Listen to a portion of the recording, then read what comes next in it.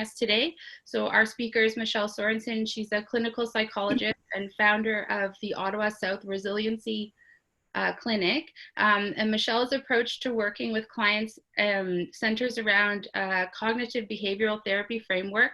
She also integrates mindfulness training into this approach. And Michelle is very involved in the diabetes community. Many of you, I'm sure, have seen her work or have met her in person before across Canada. So welcome, Michelle. Thank you, Rebecca, and thank you all for being here, and hello to our friends on Facebook Live. I understand we're streaming there as well. So this is all very exciting. First online Slipstream. I've been to a number of Slipstreams, one out in BC and a number of the Ontario ones, and they're always so enriching. I miss seeing you all face to face, but I think this is a pretty awesome alternative, and especially for those of you who haven't been able to come out to a camp setting. It's just a really great way to connect everyone and hopefully encourage you to come out in person when all this COVID stuff is hopefully behind us, or at least settled down.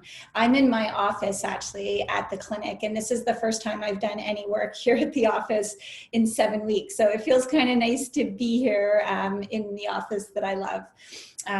Doing a different type of work. So mental health in the diabetes digital age. It's the first time actually that I've spoken about things like diabetes distress, focusing specifically on technology. And I had talked about this idea with Jen and Julie a while back in organizing our ideas for the Slipstream, because it's a theme I've been thinking about a lot in recent years, and I'll explain more as we go. But I think, we all know that the improvements in diabetes management are huge and really important, and we wish more and more people could access them. I know it's not always, equitable in terms of who can access things like CGM and all the newest and latest pumps. But it's also kind of complicated. And that's what I wanted to talk about today, is how we can, use them for good and not evil, so to speak, to help us and not hurt us psychologically. So it's kind of cool to talk about it with our first online Slipstream. We're all about technology today. So first of all, what are the learning objectives and kind of discussion points? Well, we wanted to talk about what are reasonable expectations for our diabetes self-management as we improve technology, and how do we use technology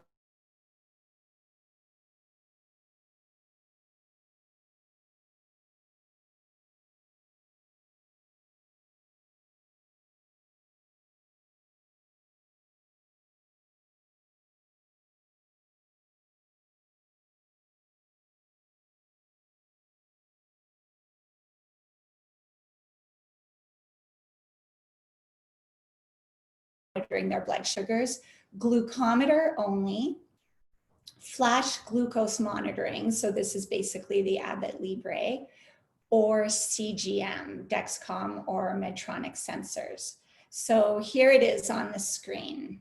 I'll just give everyone a minute to do that, and then we all get to see the results. The poll will show us what the distribution is.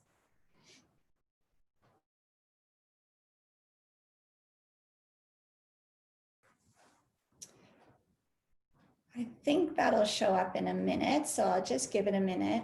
Our audience may be, yes, it's a bit skewed towards CGM because those are the people who are interested in this topic, but also we are seeing better and better access. Okay, so only 13% glucometer only.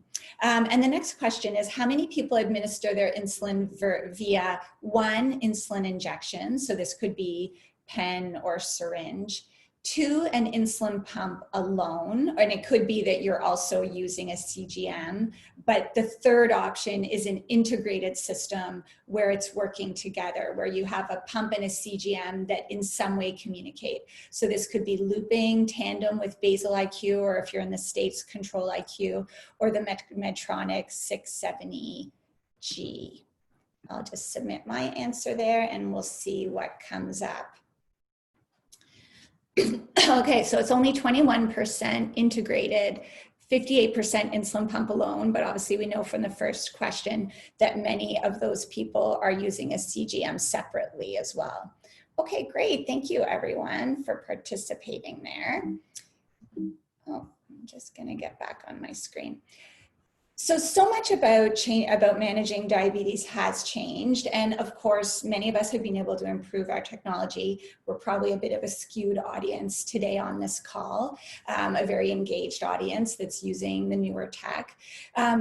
And then I just want to acknowledge that some people choose to remain lower tech, and there's absolutely no judgment there. That can be about access, but also I've met people, and we have people involved at Slipstreams and in the connected in motion community who just say for them, sometimes for periods of time and sometimes ongoing, whether they're taking a pump break or they just like the simplicity of syringes, maybe a separate CGM, maybe even glucometer, and that's some people's preference. So I just want to acknowledge that, of course, that's okay. You know, the famous saying in the online community, your diabetes may vary, and we really, really respect that. So for many people though, for sure, the improvements in insulin administration and monitoring blood glucose have really lessened the burden of diabetes distress management. I know I can say for me, that's for sure the case. I would say for me, the thing I would be least likely to let go of would actually be my CGM. I'd be on injections and let go of my pump, which doesn't mean I don't love my pump, I do. But the CGM is absolutely life-changing in terms of reducing severe hypoglycemia, and we hope it will help many people reduce complications, reduce TKA. But what we definitely know in the diabetes community, and partly why everyone reaches out this weekend and gets so much out of connecting with other type 1s, is that diabetes distress does continue to be an issue. It continues to be a problem. So I just wanted to ponder why that is.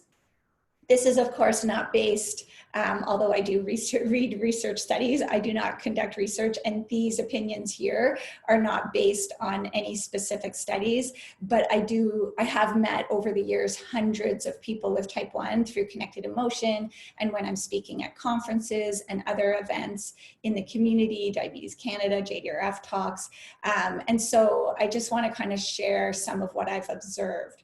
So it's sort of an interesting psychological phenomenon how we'll have a change that's like this huge uplifting thing. Like I remember the first time I used CGM, which was not nearly as easy to use as it is now many years ago, and just thought, oh my gosh, this is the best thing next to having my pancreas work again. It seemed amazing. But I think there's also, just like often people will come to Slipstream and they'll have a psychological boost. They'll feel really good after connecting and thinking about their diabetes more. And then sometimes we see the positive effects start to flatten out. It's almost like a bit of a placebo effect, which again is not to say that we don't have continued benefits, but there's that initial excitement of a new approach and just extra attention to our diabetes. We pay extra attention to our diabetes when we're on a new pump or we start something new. But there's definitely huge advantages. There's pump settings that take some pressure off doing the diabetes math. We don't make as many mistakes. We can catch patterns more easily with CGM. For those of us using integrated systems, we know for sure once we have them set up properly, we have fewer nighttime lows. So there's all these wonderful advances. But of course, so much depends on what's happening in our mind. So there's diabetes distress that is specific to improved technology that's to do with the way we're managing psychologically.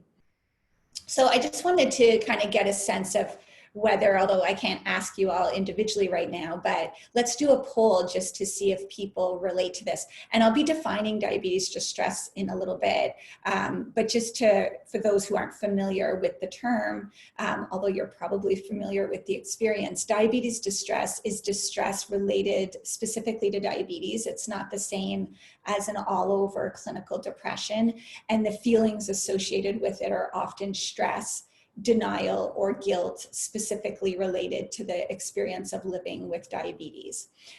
So have any of you, the poll is, have any of you experienced increased diabetes distress after starting a new technology, after starting a new arrangement or improved technology, yes or no?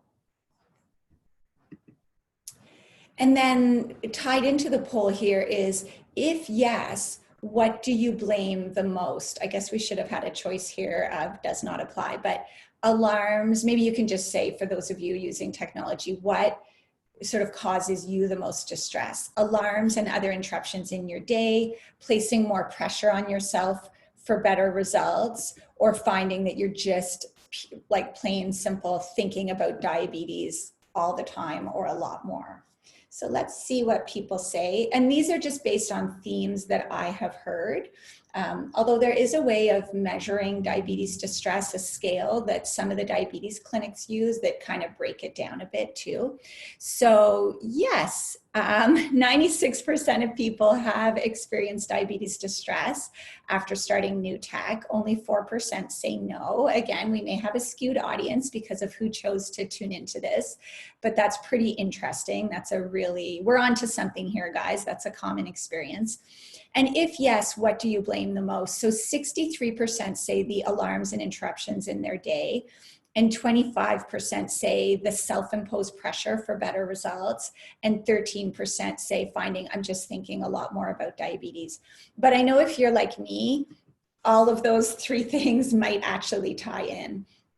So I can share for myself that what I've observed in my own experience, but also in the diabetes community, is that we can have this kind of initial period of excitement, improved diabetes management with the new tool. And then, I mean, it could only be 3 months later, but what I tend to see is around 6 to 12 months later, there's sometimes a marked increase in diabetes distress.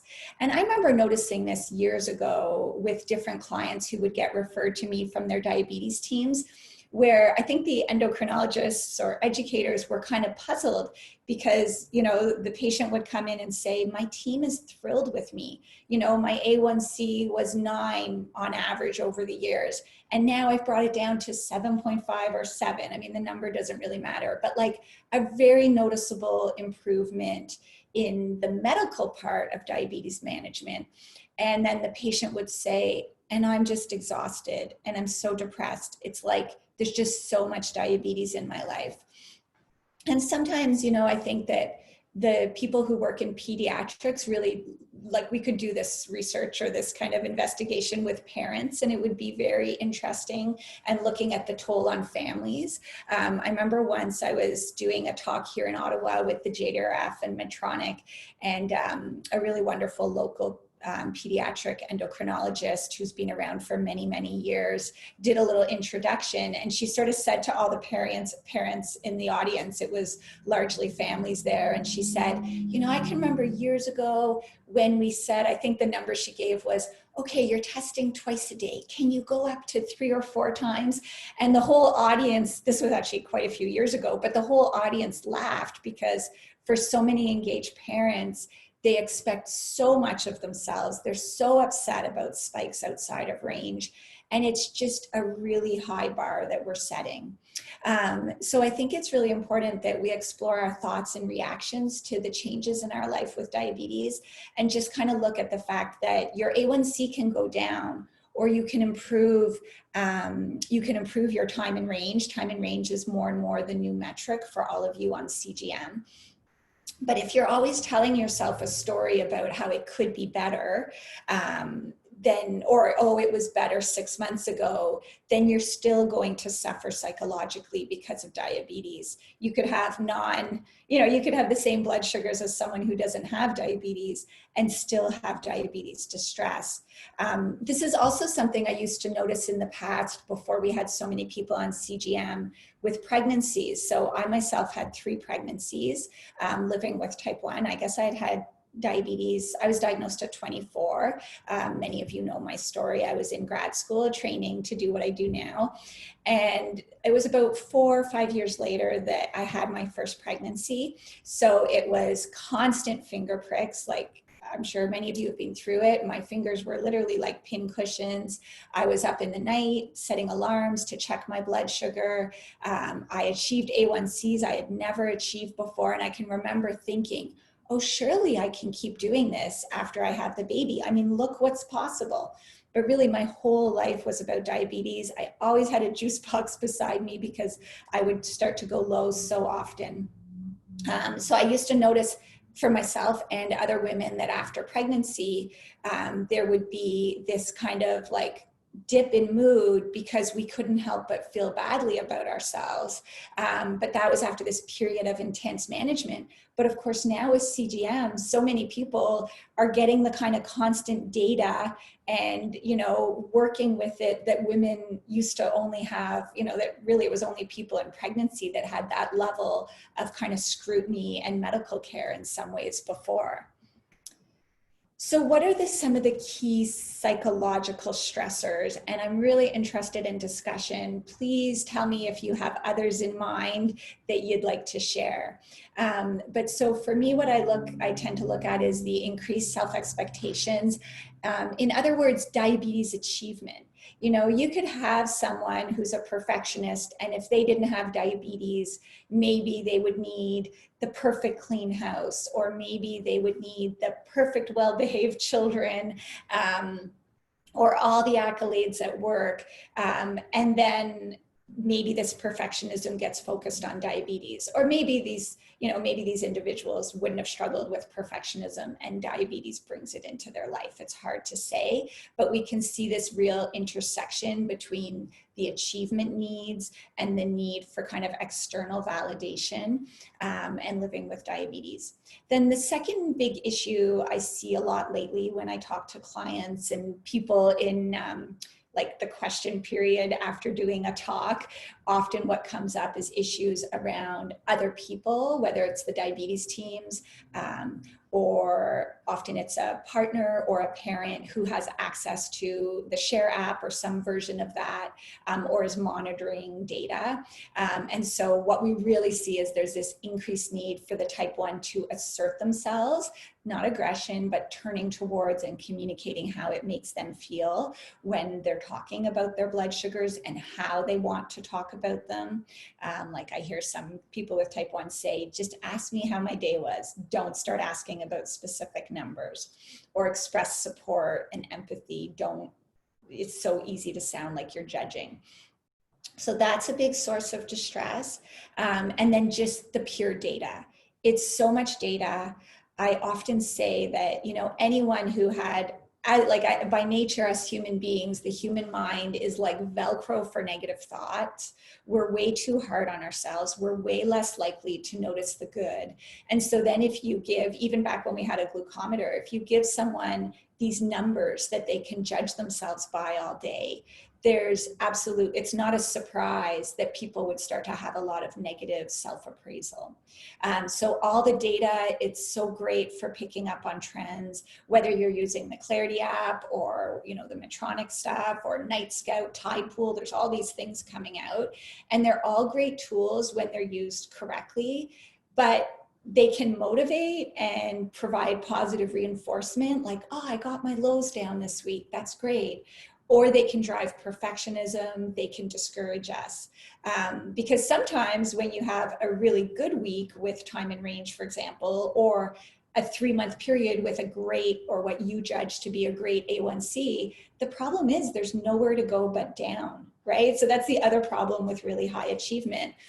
And myself and I have a wonderful little support group here in Ottawa. They know who they are, my looper friends, and we all went on loop within a few months of each other. We all know each other through connected emotion for the most part, last winter. And so it's been just over a year now. And we were the first person of that little group of 4 to go on, was inspired by the Slipstream in 2018 in Ontario, by meeting other people who had started to loop. So that's in large part thanks to, you know, the mix of Americans and Canadians at Slipstream. And so Loop has been an amazing technology. I mean, CGM is such a big part of that on its own. But what we really started to notice over the course of the year is how we kind of dropped like flies, like one after another, people started to experience feelings of distress. results still are really positive and better than where we were all before, but we didn't keep up quite the same level of time in range, or because you can just only do so much. We all have other things in our lives. And so the technology continues to be helpful. But for example, if, 1 week you get your range up into the 80s and you feel all excited about that, and the next week you're in the 70s, that's still a great result. That's still actually, what the international standards are for time in range, but it's so easy to feel like, oh, I could be doing better, or to be thinking that way. So let's kind of step away a little bit for a minute and just talk generally about diabetes and mental health, so that we can kind of put this in a frame of reference that, really, technology or no technology, diabetes is just very, very difficult, period. It's difficult physically, it's difficult psychologically, and everyone on this call knows that because you live with it. It doesn't matter what your A1C is, whether you have complications, whether you got it as a kid or as an adult, you all know how hard diabetes is, and we're all doing it. And if some of us sometimes are struggling with management and not seeing the results that we want, that doesn't mean that we're not doing a good job. That means maybe there's more extraordinary measures we could be taking to compensate for having a pancreas that doesn't work. And for many of us, having concurring conditions that complicate it. I myself have my thyroid disease came a year before diabetes. I have Hashimoto's syndrome. I'm often having to adjust those medications, especially in pregnancy and at different times. I also can't eat gluten. I have celiacs. So many of you are in the same boat where there's other conditions complicating the diabetes, or just complications in your life. If someone's going through a divorce, if they have a parent who's fighting cancer, if work is really stressful. So we just have to stop and say the reason that it affects our mental health is we're doing this very unnatural thing of compensating for a pancreas that doesn't work. But we have research that has shown, and without going through all of it, that has shown us in the past that it's very normal to struggle with diabetes distress. Depression is also higher in people with diabetes than the average or the general population. But the DAWN-2 study, which was the Diabetes Attitudes, Wishes, Needs study, had a Canadian arm in the DAWN-2, the second version of DAWN. So this was looking more at psychosocial issues, and it actually identified that almost half of type 1s suffer from diabetes distress at any given time. For type 2 diabetes, it was about more like a quarter. Diabetes distress is specific to diabetes.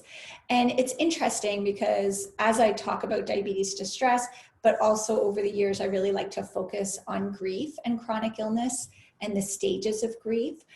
We could talk about that on its own for an hour, but I just wanted to touch on it and say, when we talk about grief, we look at these stages of grief: anger, depression. Well, we start with denial often. Denial, anger, depression, bargaining. We work towards acceptance. Now, actually, there's been a new book written by David Kessler, who collaborated with the original Elizabeth Kubler-Ross, the original author of a book on death and dying that really brought grief into the public conversation at the end of the 60s.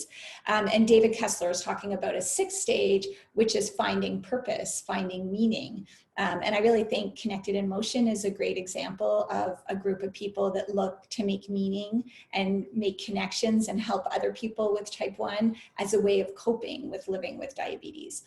But what I think when we look at diabetes distress is that actually often when people are identified by a diabetes team as having diabetes distress, they're in some stage of their grief again. Maybe they're in a new stage they've never gone through, like depression. Maybe someone had a period of denial before being diagnosed, or they were diagnosed as a child and they never got to grieve.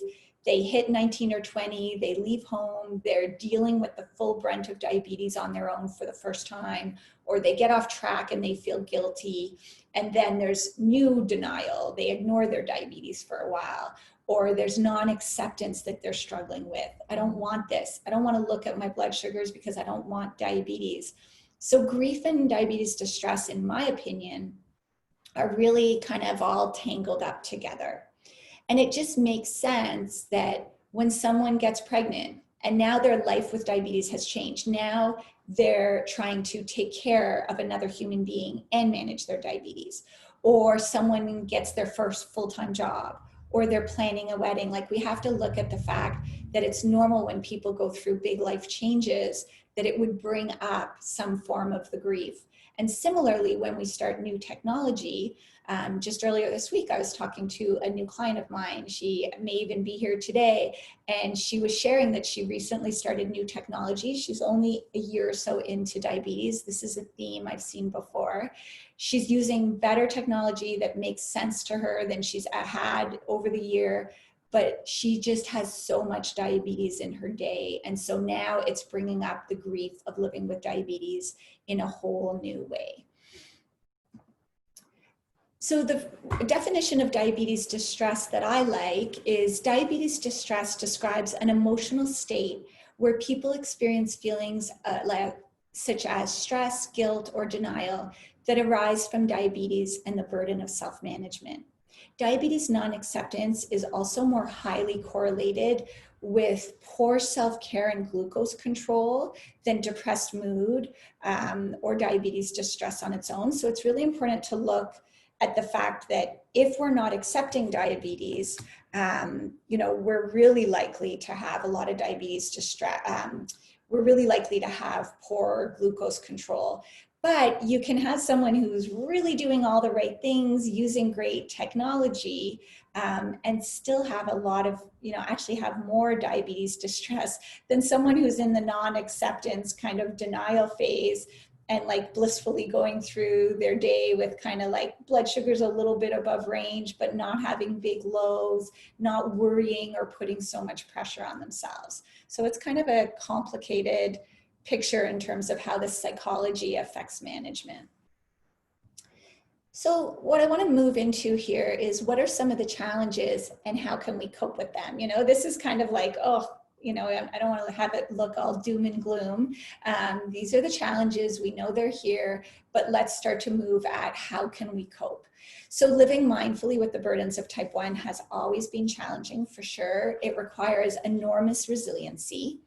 And perhaps as our management improves, it can be kind of discouraging to see that even with the best of the technology out there, the workload and worry about diabetes is still significant and some days overwhelming. I mean, I think COVID-19 has really brought that up to the surface for so many of us, that you can have the best insulins, the best technology, and you still feel incredibly vulnerable. We used to always joke about, like, if the zombie apocalypse comes, us type 1s will be the first, but in a way here with COVID, we've all had this fear, like, oh gosh, is it here? Will our supplies run out? Like, will we be especially vulnerable? I think it's all turning out, that we're reasonably well protected by society, but still, of course, like everyone, vulnerable to an unknown illness.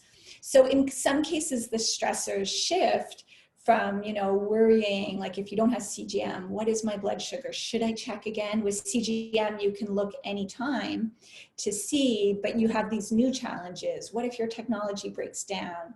Oh, another sensor that didn't deploy. I have to call the company and spend 45 minutes on the phone. The anticipatory anxiety. Oh, it's time to put on a new transmitter. Is everything going to be okay? Or there's that new pump coming out and I'm on the wait list, but like, will I adapt? So life with diabetes is still hard. Some of us struggle with motivation, some with perfection, but few of us ever feel like we're really good enough, I think, unless we have a whole bunch of really awesome tools to work on that. And even then it won't be 100%, but my goal is for all of you to be able to get yourselves kind of like, if you're sliding up the continuum and you're feeling a lot of diabetes distress, it's not about hoping that you'll never feel any again. It's about bringing you down the continuum so it's a more manageable level. So before we look at some of the specific coping techniques, I just wanted to pause and acknowledge that living with diabetes does mean you've lived with trauma. So the trauma of diagnosis, the trauma of ending up in the ER with DKA, the trauma of severe lows where, as Carrie Sparling, who is speaking this weekend, once wrote in an article and it really resonated with me. She said, "You feel the whoosh of the bullet as it passes by you." So we have these, like many of us have had very close calls. We hope that with technology that decreases, but it's not foolproof. So first of all, let's talk about trauma in general and as it pertains to diabetes, whether it's small t trauma or big, capital T trauma. We can overcome trauma. When you have hard things that happen with your diabetes, remember that in general, most human beings do experience trauma and we're actually wired to survive. Otherwise, we wouldn't be here. We've evolved to recover from trauma. Many moons ago, maybe it was running away from a tiger. Now it's other things like car accidents and, abusive relationships and different things, but we are evolved to recover. Healing trauma is really about meeting the body. And, I love the focus of connected in motion, that it's about going somewhere and movement and meeting up together. You don't have to be on a high ropes course. You could be, sitting in front of the fireplace or doing yoga or gathering for a discussion. But connected in motion really does provide a forum where people can move through hard times and hard feelings. So in trauma, there's old parts of the brain that kind of get activated. Like if we had time to go into detail, we could talk about the reptilian brain and that kind of thing. But we get to a point with trauma where we can't just balance our thoughts and talk ourselves out of it. By learning to pay attention to feelings in the body, learning how to self-regulate our emotions, by taking care of our bodies, by moving through it, we can reboot the brain. This is from a really great book called Trauma is Really Strange. It's like a little illustrated book. I really recommend it. It's a paperback, not expensive. Many of us are still processing past traumas, and this kind of explains why a shiny new tool can't fix everything. I remember last year I was doing some workshops with Dexcom, and one of the people in a leadership position there said that, she said, like, we love our product, we trust it 100%, but a shiny new tool doesn't fix everything. That's why we need to give these talks on the psychology of diabetes. So I want to kind of just frame for all of you, I myself have experienced these moments and I hear them from other people where they'll be like, why do I freak out so much when insurance denies something, or when I get stuck on the phone trying to get a sensor replaced, or I call the pump 1-800 number. So it's kind of all this, and even the administrative stuff, not just the lows and the DKA and the medical appointments, but even those things can really trigger high emotion. And what I would say to you to normalize it is often that is your history of trauma. These things, our brain is kind of wired to respond, to put the alarm bells on when it comes to diabetes. And so we're often still impacted by those things. A good way to remember some techniques, and again, this is from Trauma is Really Strange, on how to deal with these kind of like hyper arousal moments, what could be called overreactions, but I'm normalizing it for you. It's not overreacting, it's understandable, is OMG. So, like, oh my God, but orient, movement, and grounding. So you want to try and orient. If you find yourself really flooded, you're shaking, you can't stop crying, you're short of breath, you're furious with someone on the phone, try and orient. Say, okay, here I am. I'm in my house or I'm in my office. Here's my desk. Here's my water bottle. It sounds funny, but look at tangible things and orient your space to the people, or orient yourself to the space and the people around you. Movement, you maintain conscious connection to your body. So actually, I really like the self-compassion approach of like hand on heart, try and soothe yourself, calm yourself down. You can wiggle your toes. You can rub your hands together, feel the warmth. You could stand up and sway side to side, try and get yourself connected back to your physical being. And then grounding is to come out of your thinking, You're all caught up, your mind is like caught up in your thoughts and emotions and into simple, detailed exploration of your surroundings and the way you're grounded. So like my hands are on my knees. I can feel the weight of my bum in my chair. Or if you stood up, ideally outside, to actually ground yourself to the earth and to the, to nature. And again, that's a big thing with connected emotion, being out in nature. You can't help but feel better. It's like the best version of mindfulness. So I am here, I'm safe, my feet are on the ground. Another psychological tool, so we're kind of going through our toolkit now, that I think is so, so important with diabetes is to focus on effort and not outcomes. So new technology does raise our expectations, perhaps those of people around us like parents or, loved ones who often put a lot of pressure on themselves about something really not in their control. They can't control someone else's diabetes. And I think it's important to tell them and ourselves, it's so important to focus on our efforts, not just our outcomes. So give yourself credit for what you do, not just the results. This was always true of diabetes, and it remains so important. A1C, time and range, these things are not perfect measures of our management. In fact, some people, really improve their management, as in like, their time and range. They're no longer having lows every day or way too often. And then their A1C might stay the same, even though their time and range is improved, because the lows, in a way, it's terrible, but type 1s will joke that they're good for your A1C, but that, that's not the way we want to look at it. So a simple but powerful experience and exercise to help you really focus on efforts and not outcomes is to do daily affirmations. So we hear a lot about having a gratitude practice, keeping a gratitude journal, or that's being more commonly talked about over the years. And research shows that when we practice gratitude, it's positive psychology. It definitely makes us feel better to say, I'm so grateful the sun is out today. I'm so grateful for my kids, or for having food on the table during COVID. Those gratitudes are wonderful, but affirmations, giving yourself credit, are good for your self-esteem. So practice affirmations for the big things like I work hard to manage my diabetes, or I continue to survive and, to, live with this really tough challenge of diabetes, but also the little things. So for example, week to week or day to day, this would be an example of maybe someone's affirmation journal. Don't just do things about diabetes, but for the sake of this topic, it could be one. And I recommend people keep affirmation journal or a notebook, and every day try and write 3 things, and you're programming your mind to notice more of the positives. 1, I had fewer lows this week.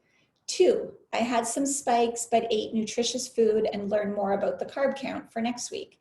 So this is saying my little support network here in Ottawa that we talked about a while back at a gathering we had. We were like, there's more than just the numbers. If we ate the exact same food every day, and no judgment to anyone who does that, that would make it easier to manage our blood sugars. But we believe that eating a variety of nutritious foods is good for our overall health. So again, looking at, it's not a black and white issue. You could have a week where you try, you have sweet potatoes or kale, but you haven't figured out how to bolus for that or how to count the carbs. 3, I asserted myself, and I asked my partner not to text me about my blood sugar readings unless I am low. So these are all things you can give yourself credit for. Now, this kind of brings us to the value of assertiveness. As I mentioned earlier, I think one of the issues with technology is the strain on relationships. So I really like to help people with chronic illness to think about how to advocate for themselves. And this does not mean you have to use aggression. So assertiveness is about turning towards others instead of turning against aggression, or turning away inwards, kind of like avoiding bottling it up.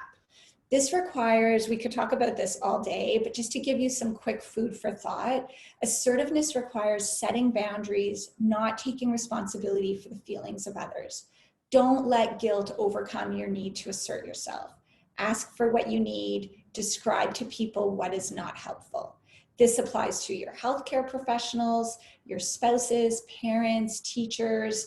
If you need to tell teachers, it's hard to manage my blood sugars during exams, I need to have these tools with me. How can we make that work? This is not aggression. If you ever lose your temper a little bit, it's understandable, but you can't manage the reactions or the opinions of other people. If other people don't like what you're saying, but you're respectful and you're saying, I feel this way, I think this way, then you can give yourself credit for improving your communication. How to manage data and tools. I know we're going to wrap up in a few minutes, so there's just a few more things to go through here. Balancing thoughts, this is key when we're interpreting data. Again, we could talk about this for so long, but please just keep in mind that most human beings don't have constant data to judge their health. And actually, as we're getting all these like smartwatches and smartphones, and some people are doing that, it causes problems for them too. Like I've had clients who do not have diabetes who have their family doctor tell them, stop measuring your heart rate every day. You're causing health issues or you're causing yourself anxiety. So people with diabetes can easily fall into doing this and think it makes sense, but we still have to be careful about how much we scrutinize ourselves. So we must remind ourselves when we don't like the results we see or the data, or we're disappointed, that there's so many factors. So balance out your thoughts and remind yourself, oh yeah, I was in exams. Oh yes, my hormones have been up and down. There was family stress. COVID-19 had my adrenaline going. I was insulin resistant maybe. Just, you're not making excuses. You're just trying to look at the broader picture so you balance your thoughts. So this kind of brings us back into identifying and challenging perfectionism. Perfectionism and fear are just as dangerous diseases in some ways as diabetes. You can have a perfect A1C and not feel good enough. So it stems from unhealthy beliefs and thoughts about yourself. This is often best addressed in therapy. You can work on self-compassion, you can work on mindfulness, and you can use cognitive behavioral therapy. Those of you who have heard me speak before, including when we did the online webinar at the beginning of COVID, know that I'm a big fan of challenging negative thoughts and not just trying to wipe them out. That's not possible, but trying to replace them with new, more balanced thoughts. And this can really take time and energy. But an example of a negative thought would be, I have to have 70% time in range to meet clinical guidelines and be healthy. So, some people might say, well, that's true. That's factual. They tell us. But you don't have to say it's not true. It's not about being right or wrong. A more balanced thought might be looking at your evidence, and you'd have to explore your own thoughts, but it might be something like, my time and range will fluctuate, and those targets are goals, or they are targets, not rules. So many factors impact my health and my diabetes. So just as we head into discussion here, for those of you who have heard this and thought, wow, I want to learn more about diabetes and psychology. Some great books that I recommend: Mind Over Mood. These are not books about diabetes, but they apply well to diabetes. I know there are great books about diabetes out there, but Mind Over Mood by Christine Podesky and Dennis Greenberger is the CBT book. It's a manual that people can use on their own or in conjunction with therapy. I actually did a Mind Over Mood based CBT course at the clinic here. We had some people with diabetes from Ottawa participate this winter. It was an 8-week course, and we integrated mindfulness. And I really at some point would love to do one, maybe even online, for people with diabetes specifically. For anyone who's interested, you can reach out to me by email. And let me know. So Mind Over Mood is a great CBT book. Just books that touch on all these themes of perfection and putting so much pressure on ourselves are by Brene Brown. Daring Greatly, Gifts of Imperfection. Daring Greatly, she starts to talk about men and diabetes. And there was some great discussion after our webinar a month or so back about, in the discussion, and then I followed up with one of my Connected Emotion friends afterwards about like men and diabetes and how are men supposed to cope when they are kind of trained by society not to show weakness and talk about their feelings. So Daring Greatly is a really good book to explore that. Option B is a book about resiliency that I really like. And then I've just put some websites down here that are obviously connected emotion, beyond type 1 are familiar to most of you.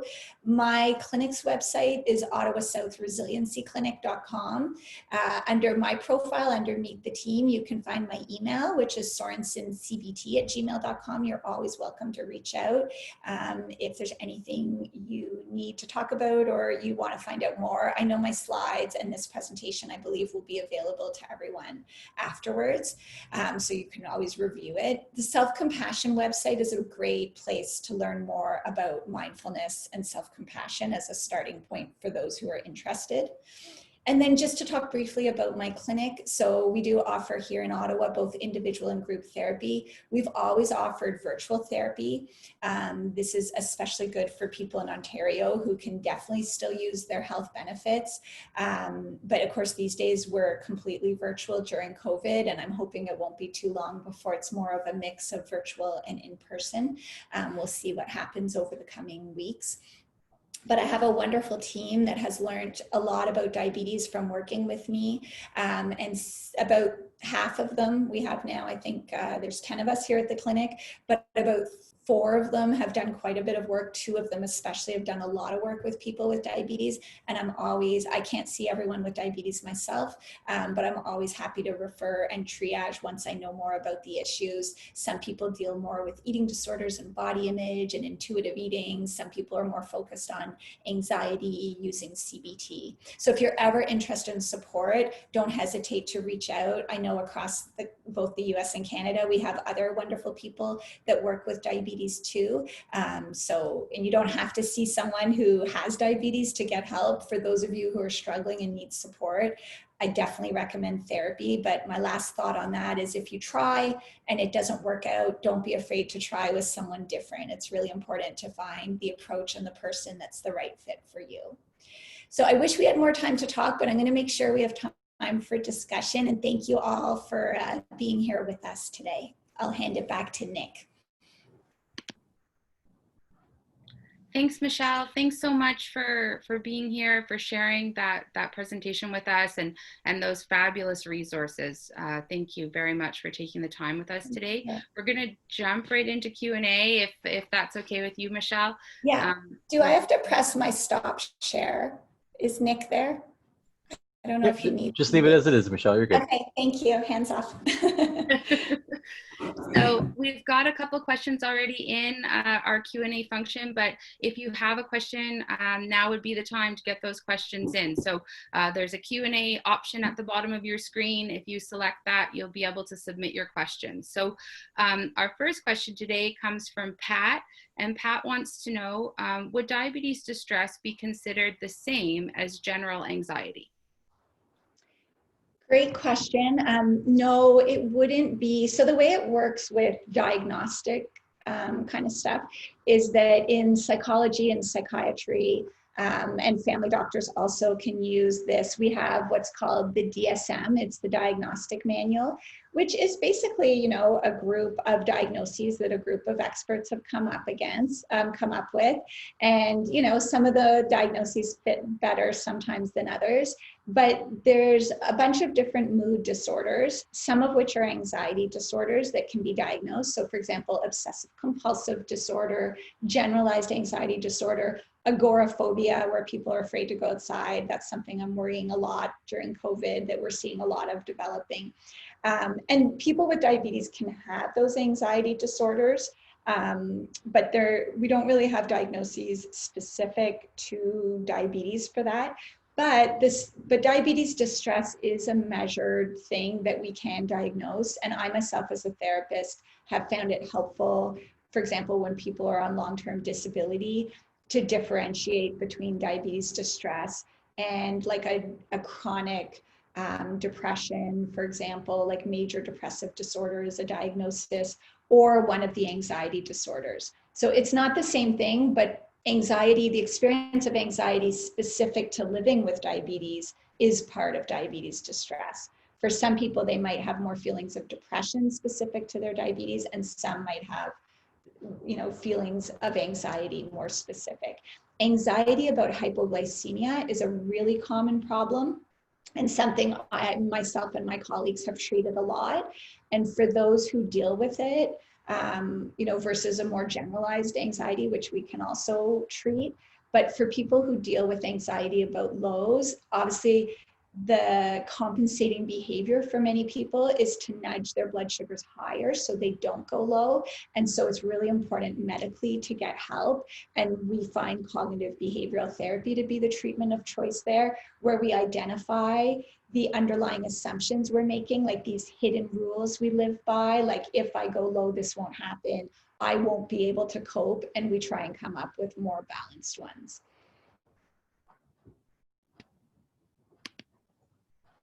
Okay, thank you, Michelle.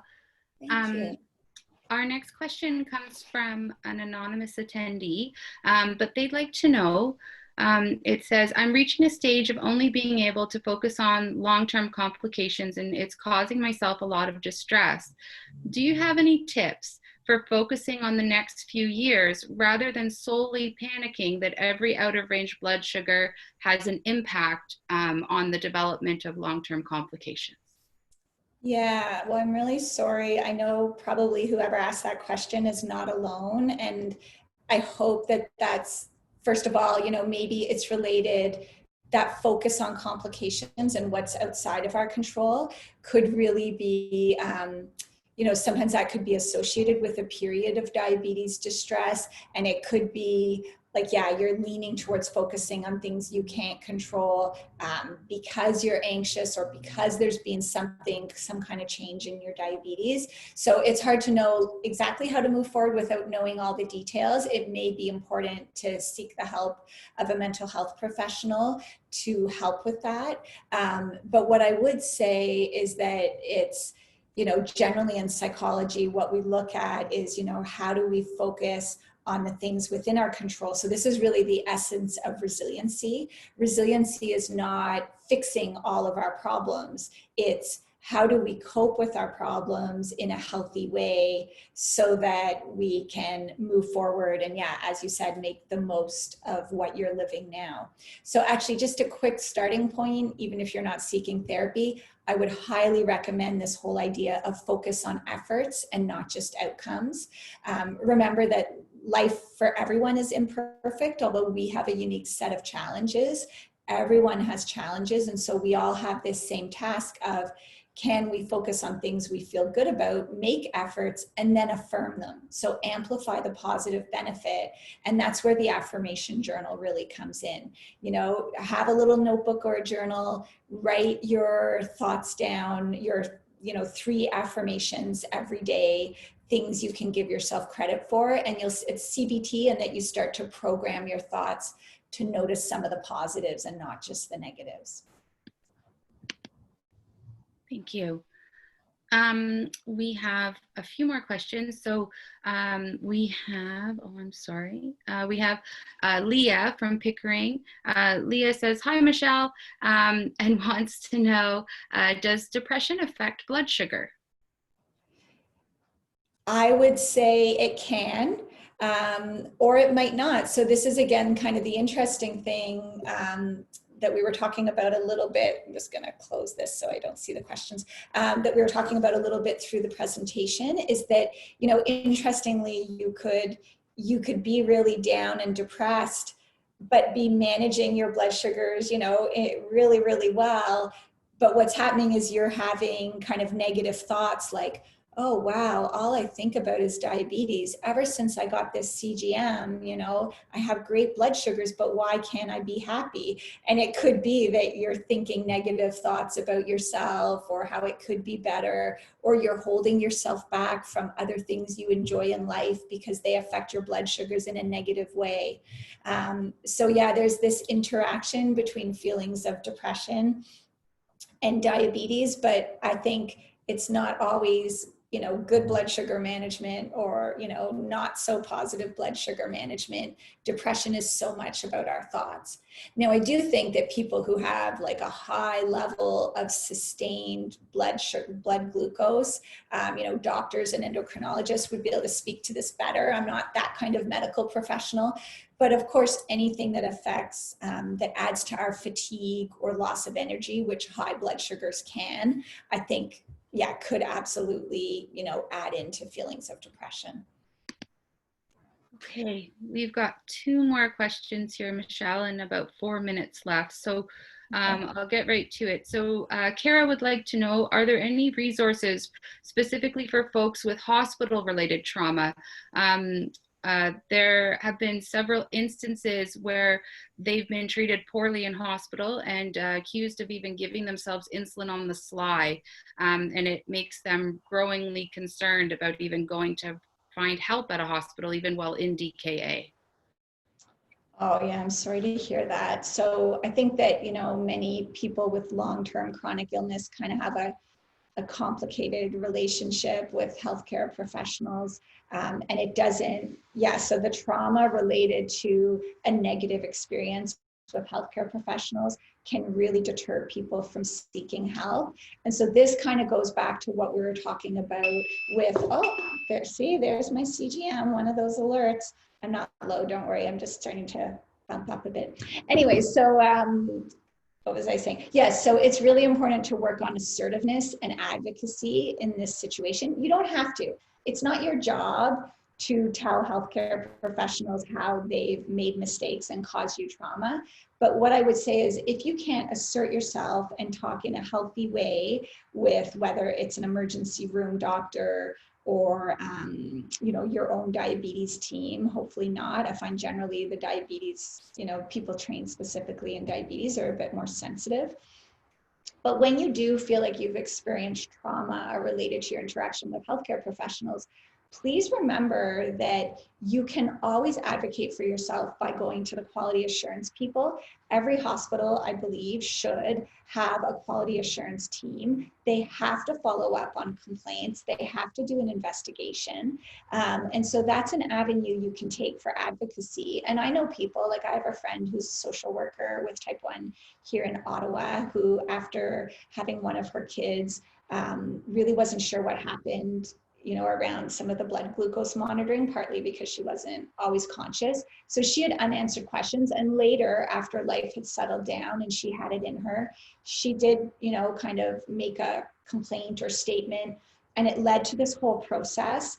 And as she had answered some questions for her, and she realized things were a bit better than she had thought they were. But she was really advocating for herself and other women with diabetes and pregnancy and labor in the hospitals. I myself have had a few difficult conversations over the years. And I've really learned as well from working with clients and saying to them, like, it's important to assert yourself and advocate for yourself. And so then I've sometimes found myself in situations where I'm really angry about something. And then I think, oh gosh, I have to practice what I preach. And I do usually feel better when I've said something about how I feel. But it never goes well if we tell someone what they're doing wrong. We kind of have to express our vulnerability. So it's like, I've been waiting in Emerge for 2 hours. I know you guys are really busy, but I know that my ketones are high and that I probably need IV fluids. I know you guys are the medical professionals, but I'm scared. I'm worried that, my heart could be affected, for example.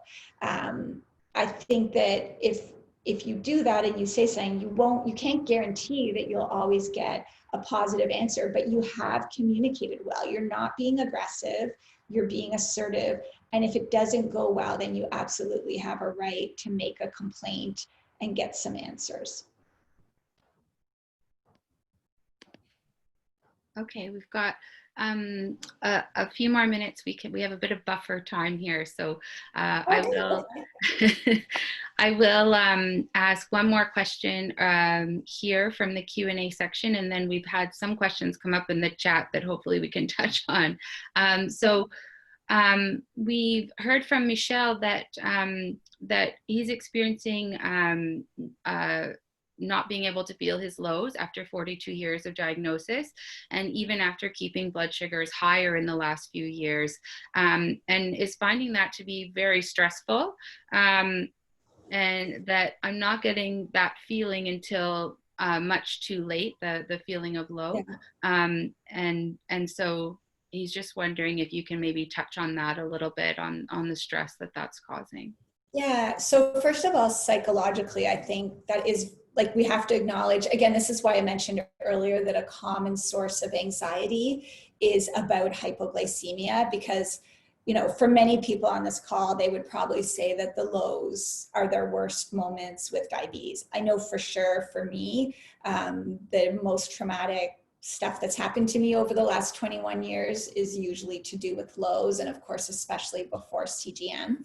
So I'm not aware whether this question comes from someone who's on CGM now. I know that there was the comment, and I know often medical professionals will say that to run your sugars a bit higher for a while, and maybe your awareness of lows will come back. So putting away my healthcare professional hat and just speaking as another type 1, I think that before CGM technology, so really more like the first 15 years of living with type 1, I had way too many lows. And it's not always the case, but that what I've been told is that that complication, it's like a complication of type 1, the unawareness of lows, hypoglycemia unawareness. That's how it's been framed to me.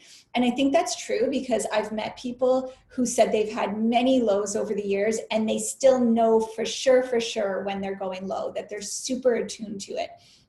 For me, I really lost that sensitivity. And so of course it increased my vulnerability to bad lows, especially, like I always say, mindfulness is so important for managing type 1, us slowing down and paying attention to cues.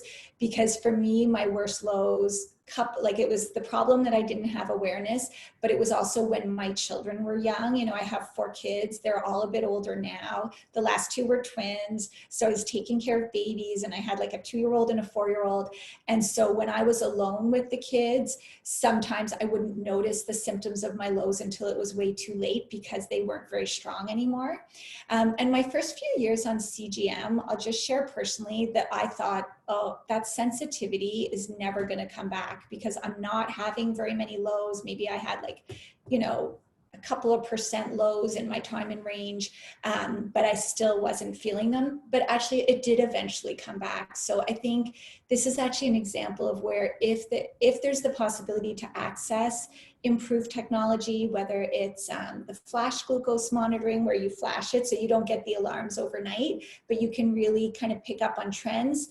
It's the arrows, if your sugar, and there'll be more presentations, I think, that talk about tech over the weekend. I know my friend Lorraine Anderson is doing one, and she's always amazing. But if you have the arrows, then you can know before you go low that you're low. And I think the more we reduce our lows over time, that awareness, that like physiological response to the lows hopefully comes back.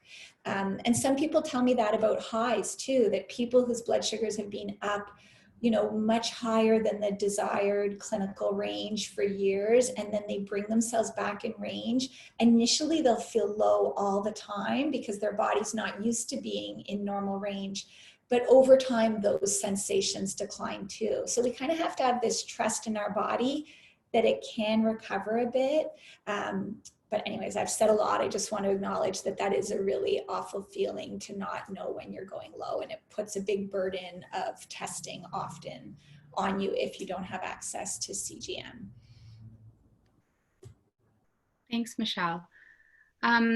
So we had one question. Someone heard you speak earlier in your presentation about a book specifically that had to do with purpose or a sense of purpose.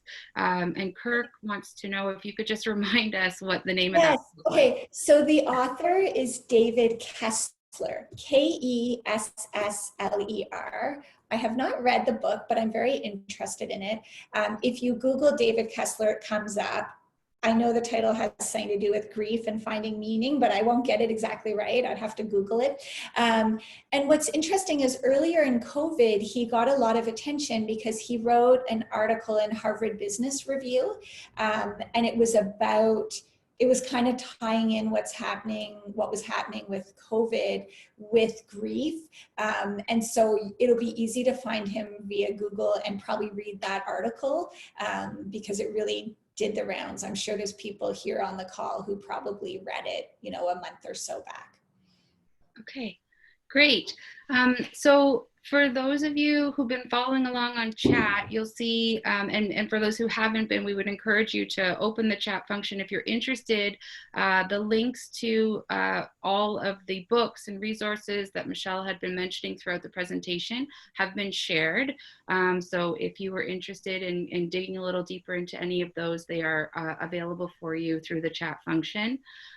That really concludes our time.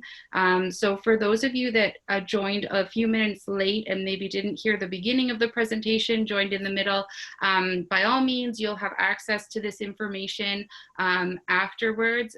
We are broadcasting live on Facebook right now, and so you'd be able to reference it through the Connected Emotion Facebook page on their older video links once this concludes. And also we'll be sharing the links with all registered participants after this virtual Slipstream weekend closes. So thanks again, Michelle. Thank you so much for taking the time with us today. And I'll just remind participants that we're on a bit of a nutrition break time right now, but we're going to get right back into our next set of sessions at 12 p.m. Eastern Standard Time. So thanks so much, everybody. Bye. Bye. Thanks, everyone.